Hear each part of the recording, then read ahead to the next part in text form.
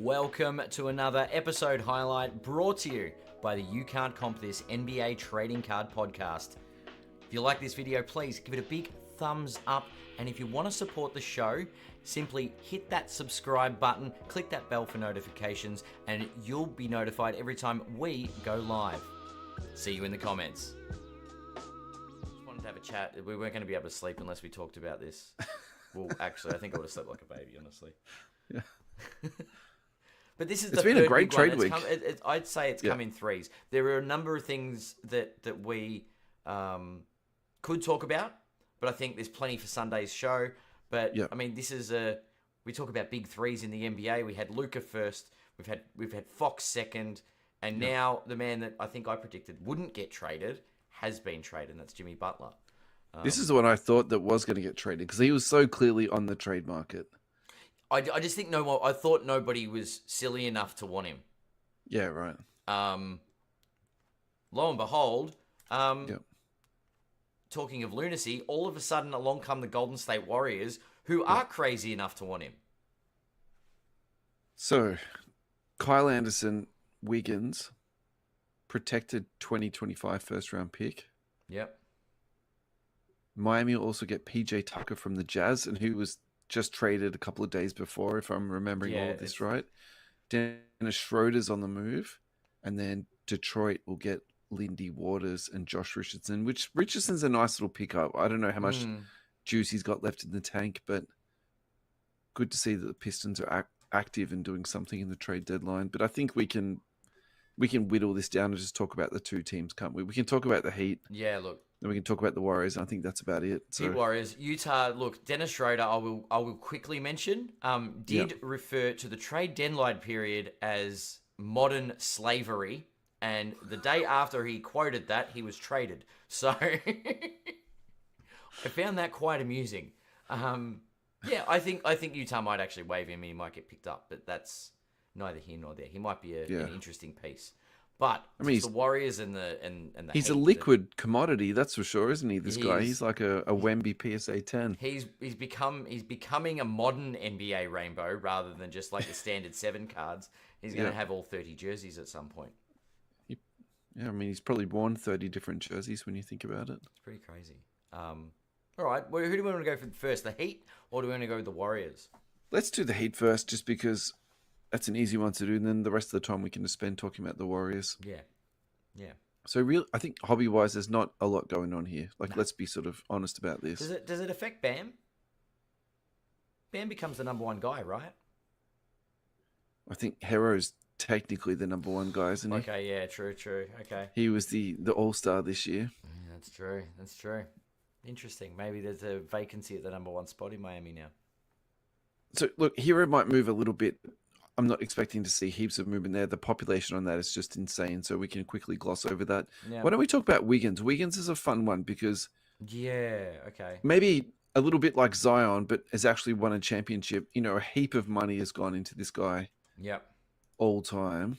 I don't think all the data is going to be captured on this with Card Ladder, but his PSA 10 at its peak sold for $669. Of course, that was during COVID. That was halfway through 2020 that sold for, and obviously it's just a straight downward line from that. It recently just sold for $52. These don't get traded a lot. So in the last 12 months, it looks like it's been traded about 5 times. There's not much going on there at all. It's definitely not a hot commodity, that's for sure. Yeah. Look, I think at this stage, it's fine. If you pick up one of these for $50, the population on it is 83. I don't think it's going to be a particularly stable or unstable stock.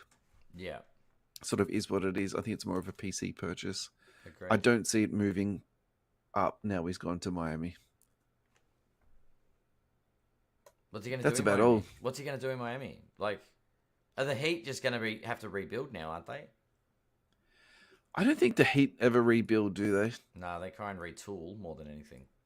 The funny thing is, I actually don't see it as a massive talent downgrade from Jimmy Butler to Wiggins. Like, I think Wiggins can be passive. I definitely think that. Like, you know, Butler's a lot more aggressive, but Wiggins is a super talented guy, and he plays both ends. He's probably a better rebounder than Butler is. Yeah.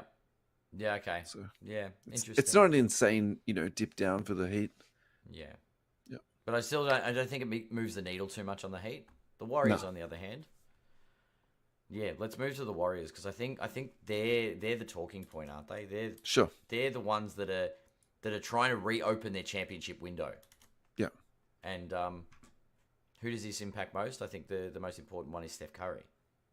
Yeah. I think, actually, from my perspective, I would actually like to see the Warriors have done something like this last year or the year before, because Too little, too late. You reckon?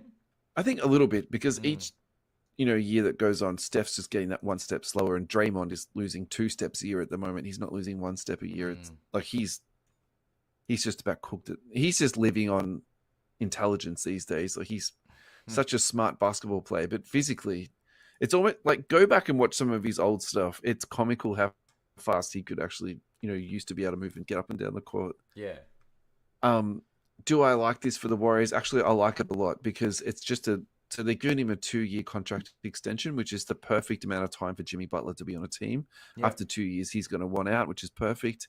In another 2 more years, Steph is probably going to be retired. So again, they're not, stitching up their future cap space for this guy that isn't going to fit their timeline. I think this is it's a very metered and measured risk. I don't see any problem with it. Yeah. I think the other thing too is, like, if we want to use the Chicago Bulls analogy, if he's the Dennis Rodman coming in, who's a bit of the crazy person, a bit of the wild child, but he's coming into a very veteran, well-established locker room. Actually, I've said this before. I think Steph is a very good leader.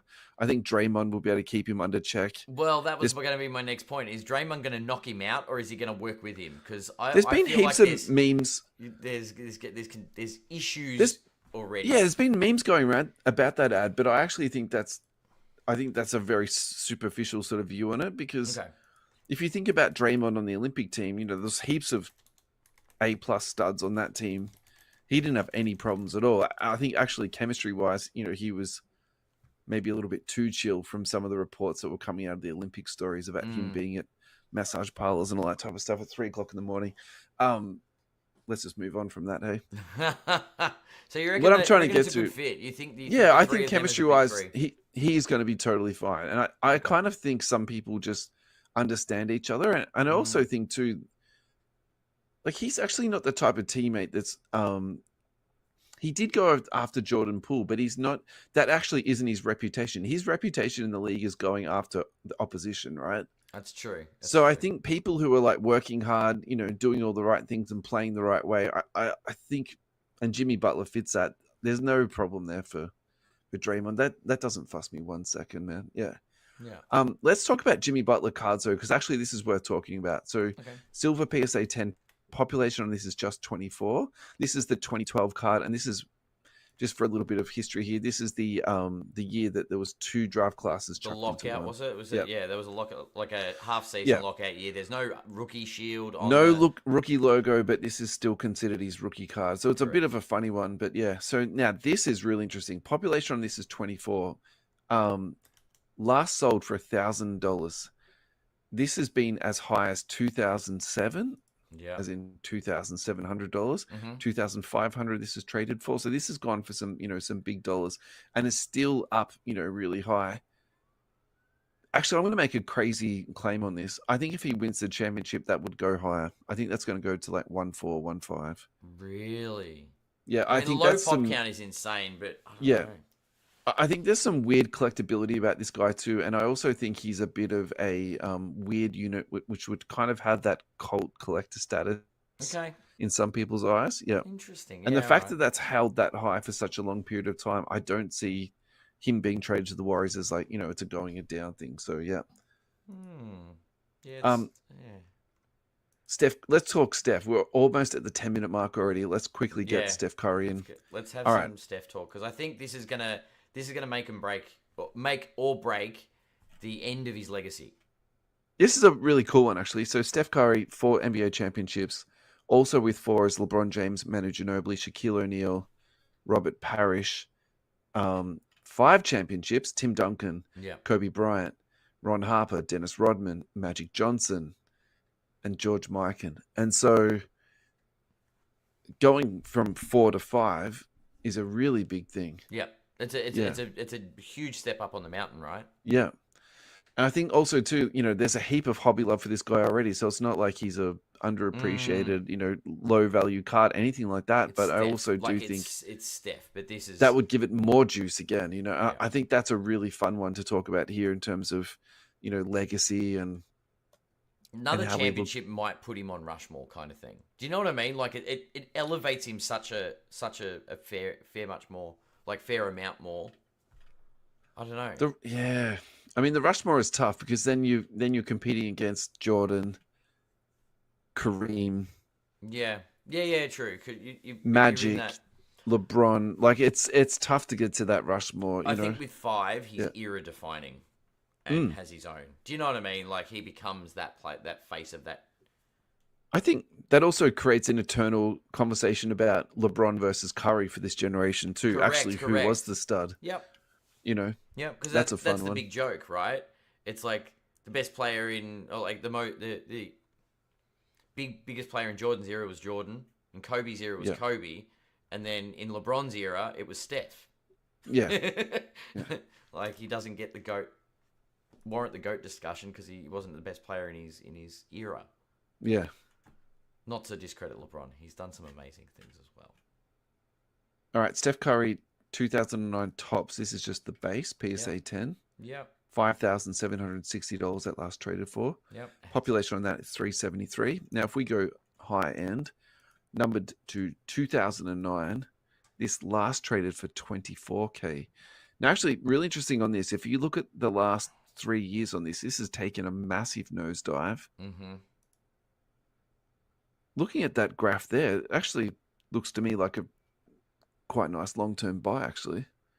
Yeah, I have a feeling that it's probably that 50K looking card long term. It probably is a crazy good buy. But the base card, what do you think of the base card? Like that's highest point was through the COVID crazy period for 21K. Sorry, 18K, sorry. The base card. Where does that sit? It's 6,000. It's 5,760 at the moment. So that's I mean, the population isn't terrible. What is it? 373. That's actually a reasonable pop count. Yeah. I don't know. I don't know. It's always Steph's always on my radar. And yeah, auto or like rookie. Steph Curry is one of those ones that I think, I don't know, he's never going to really be forgotten. Look, my thing about cards like that is I just don't feel like there's a heap of value in it. Yeah. And I know this is going to sound like really almost petty, but it's literally just a base card. Yeah. Whereas I'm like, for 5,000, could you get a patch autograph of him? Or could you get a really nice, flawless autograph of him? You know, I think are you better off getting something like that? It's a valid point. Like yeah. I think my own sort of counter argument to that is, I think we all know that Steph signs a lot. Actually, are his autographs worth a lot, flooding the market?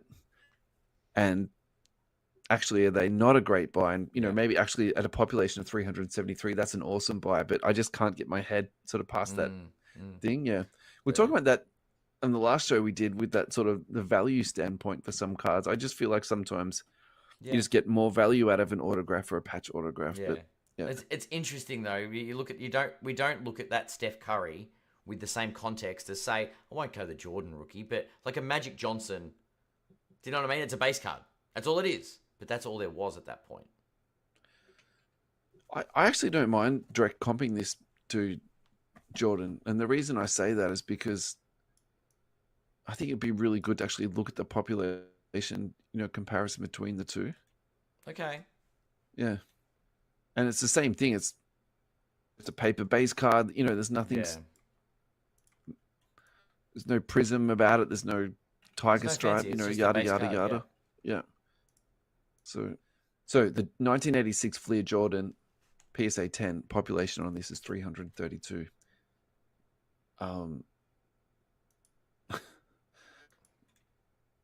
What did this last trade for? A lot. $177,000. Yeah. Yeah, right. So does that Steph Curry have a lot of legs? A lot of legs? Yeah. It's definitely a because Steph's not Yeah, steps multiple steps behind Jordan, but he's not that far. And there's a No. significant price difference between the two. And we're talking about impact, right? Do you know what I mean? Like impact on the game. Yeah. Maybe there is a comparison to be made. I mean, this is the Ryan argument, isn't it? That Yeah. Steph Curry is one of the best buys in So basketball. in 2010, it was trading around that $6,000 mark. 2009.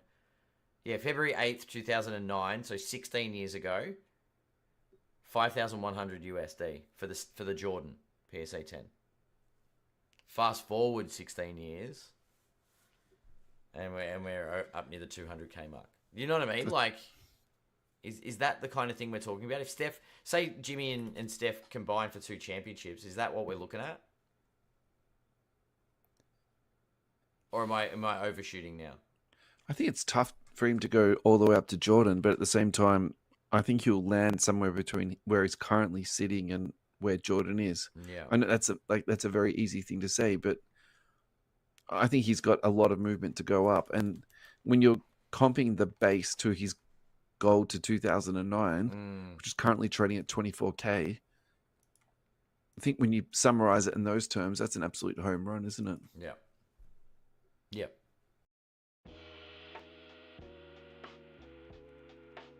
Here is the way that you can get in touch with Russell and myself and be a bigger part of the show.